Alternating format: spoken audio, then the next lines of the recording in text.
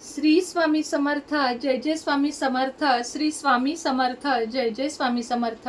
श्री स्वामी समर्थ महाराजांच्या नामस्मरणाने आजच्या व्हिडिओला सुरुवात करूया.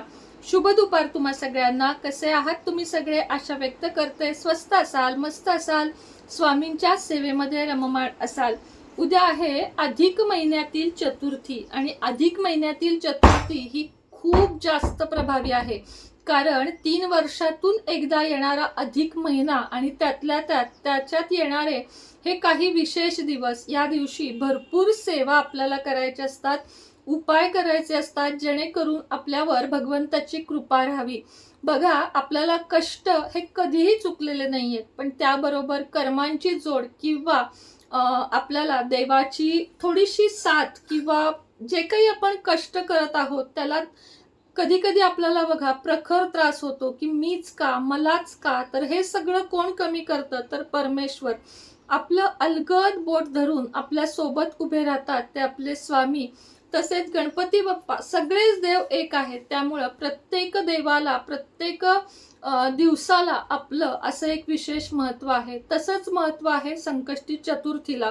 संकष्टी चतुर्थी, अंगारकी चतुर्थी, विनायक चतुर्थी, दर महिन्यात येणारी चतुर्थी हा गणपती बाप्पांसाठी एक खास दिवस असतो. गणपती बाप्पांची या दिवशी आपण जेवढी सेवा करू तेवढी आपल्या मुलांची बुद्धी वाढते, मुलांमध्ये प्रगती होते, पतीच्या कमाईमध्ये प्रगती होते, आपण कमवत असू तर आपली प्रगती होते, आपण संकटमुक्त होतो, आपण सुखाच्या प्रवेशात, सुखाच्या दारामध्ये आपण प्रवेश करतो.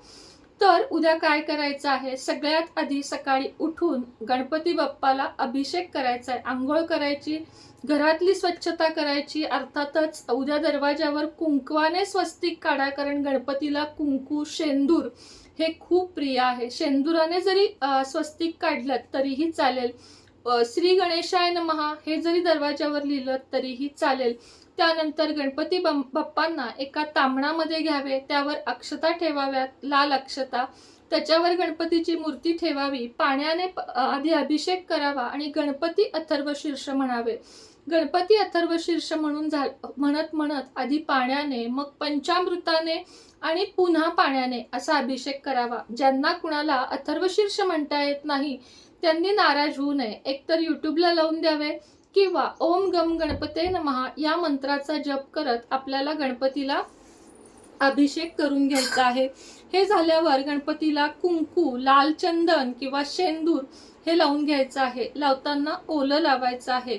कुंकवाने अक्षता ओल्या केलेल्या सुद्धा गणपती बाप्पाला लावून घ्यायच्या आहेत. दुर्वा व्हायच्या आहेत. लाल फूल जास्वंदीचं किंवा गुलाबाचं व्हायचं आहे.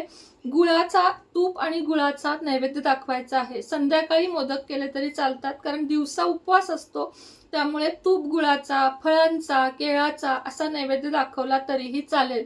आता उद्यापासून तुम्ही प्रत्येक चतुर्थीला करू शकता किंवा उद्यापासून जे कुठले पुढचे मंगळवार येतील ना त्या मंगळवारी तुम्ही हा उपाय करू शकता. म्हणजे उद्या सुरुवात करायची, त्यानंतर 4 मंगळवार करायचा किंवा प्रत्येक चतुर्थीला करायचा. हे तुम्ही ठरवा की कसं करायचं ते.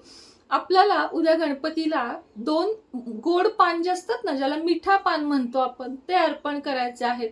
मात्र हो, आपण पानपट्टीतनं आणलं तरी हरकत नाहीये, पण त्यांना सांगायचं 2 पानं घ्या, पुढचा देठ मागचं टोक काढायचं आहे आणि त्यामध्ये चुना, तंबाखू किंवा कुठलंही असं चुकीची गोष्ट घालायची नाहीये. सुपारी सुद्धा नसेल तरी चालेल, असली तरी चालेल, कारण सुपारी चालते. मध, आणि जर घरी करणार असाल तर तुम्हाला सांगते, सगळ्यात आधी काय करायचंय, पानाचे देठ आणि पानाची दोन्ही कडची जी टोकं असतात ती काढायची. पान अर्थातच पालथं ठेवायचं. त्याच्यावर सगळ्यात आधी मध लावायचा, त्याच्यावर गुलकंद, त्याच्यावर खोबरं, बडीशेप, वेलची एक, अशा पद्धतीनं या 2-4 वस्तू घालायच्या. अजून तुम्हाला काही घालता येत असेल, बडीशेप वगैरे वेगवेगळ्या काही गोष्टी असतात ना, बडीशेपचे दाणे असतात बघा, ते घातलेत. दाणे म्हणजे मेथी दाण्यांसारखं असतं ना, ते घातलं तरीही चालेल. बाकी व्यसनाधीन जे असतं, जसं की तंबाखू असेल, चुना असेल, हे चुकूनही पानवाल्यांना जरी करून आणलं तरी सांगायचं की हे ह्याच्यात घालू नका. वरून पानाची घडी घालून त्याला एक लवंग खोचायची आणि त्याला चेरी लावली तरीही चालेल, नाही लावली तरीही चालेल. असं हे जे 2 पान आहेत ते आपल्याला उद्या मंदिरामध्ये जाताना एक लाल फूल, एक नारळ, शेंदुराची पुडी, त्यानंतर तुम्हाला जे काही गोड न्यावंसं वाटेल, लाडू असतील, पेढे असतील, खडीसाखर असेल ते, आणि 11 रुपये दक्षिणा, आणि एक मिठा पान, म्हणजे एक हे जे गोड पान आपण तयार केलेलं आहे, मसाला पान ज्याला आपण म्हणतो ते पान, जसं आपण देवीला तांबूल चढवतो ते कुटलेलं असतं, आणि हे अखंड पान आहे, तो विडा आहे, विडा म्हणतात त्याला. तो पानाचा विडा गुरुजींजवळ 2 विडे द्यायचे, गणपतीजवळ ठेवा म्हणायचं, आणि त्यातला एक आम्हाला द्या म्हणायचं, आणि तो पान आहे ते तुम्ही स्वतः खायचं आहे. पतीसाठी उपाय करत असाल पतीला खायला द्यायचं, मुलांसाठी उपाय करत असाल मुलाला खायला द्यायचं. माझ्यासारखी आता मी माझ्या घराची करती मी आहे तर ते मी खाणार आहे, लक्षात घ्या. किंवा मला अखिलेशसाठी उपाय करायचा आहे तर मी ते अखिलेशला खायला देणार, ओवीसाठी करायचं आहे तर ओवीला खायला देणार. ट्युटी फ्रुटी वगैरे त्यात तुम्ही घालू शकता, जेवढे चांगले पदार्थ आहेत तेवढे त्यात घालू शकता. सगळ्यात आधी मंदिरामध्ये जायचं, सगळ्या बाकी राहिलेल्या वस्तू अर्पण करायच्या, गणपतीला नमस्कार करायचा, गणपती स्तोत्राचे पठण करायचे, तिथंच बसून जमलं तर 1 माळ ओम गम गणपते नमःचा जप करायचा, 2 पान, तिथं गुरुजी असतील तर गुरुजींकडे द्या, नसतील तुम्हीच ठेवा 2, त्यातलं 1 माघारी आणा आणि ते घरी येऊन खावा. तुम्ही बघाल तुमचं आयुष्य 365 डिग्रीमध्ये बदलायला सुरुवात होईल. दिसायला उपाय म्हणाल किंवा सेवा ही अत्यंत लहान आहे पण तेवढीच प्रभावी आहे. तर हा आहे उद्याचा उपाय किंवा उद्याची सेवा म्हणू शकता. मंडळी, आठवणीनं करा, कारण ह्याच्यामुळे जे तुम्हाला लाभ होणार आहेत ते अत्यंत सुंदर लाभ असणार आहेत. आता काही प्रश्न येतील, ताई आमचा उद्या पिरियड आहे, हरकत नाही, मंगळवारी कुठल्याही मंगळवारपासून 4 मंगळवार करा, चतुर्थीला केलं तर 4 चतुर्थी, आणि प्रत्येक मंगळवारी केलं तरीही सोने पे सुहागा, असं मी तुम्हाला नक्की सांगेन. तर चला, आजचा व्हिडिओ इथंच थांबतो. पुढे थोडीशी महत्वाची माहिती देते. ज्यांना ज्यांना अघोरी लक्ष्मी सिद्ध मंत्र हवा आहे त्यांनी नक्की दिलेल्या नंबरवर संपर्क साधा. त्या मंत्राचे फायदे अगदी अलौकिक आहेत. शिक्षण, कर्ज, व्यसन, वशीकरण, म्हणजे सात्विक वशीकरण, कुणी ऐकत नाहीये, कोर्ट कचेरी आहे, परिस्थिती सुधारत नाहीये, कर्जमुक्त व्हायचं आहे, या सगळ्यासाठी मी तुम्हाला मंत्र देत असते जो अघोर लक्ष्मी सिद्धी साधनेचा आहे. त्याचे कोणतेही साईड इफेक्ट नाहीत. उद्या आता 1 मिनिट, उद्या आता चतुर्थी आहे. चतुर्थीच्या निमित्तानं तुम्हाला एक गोष्ट मला दाखवायची आहे. गणेश रुद्राक्ष तर सगळ्यांना माहिती आहे, गणेश रुद्राक्षाचे लाभ सुद्धा सगळ्यांना माहिती आहेत. इथं माझ्या जवळ ठेवलेला नाहीये म्हणून मी इकडं तिकडं बघतेय.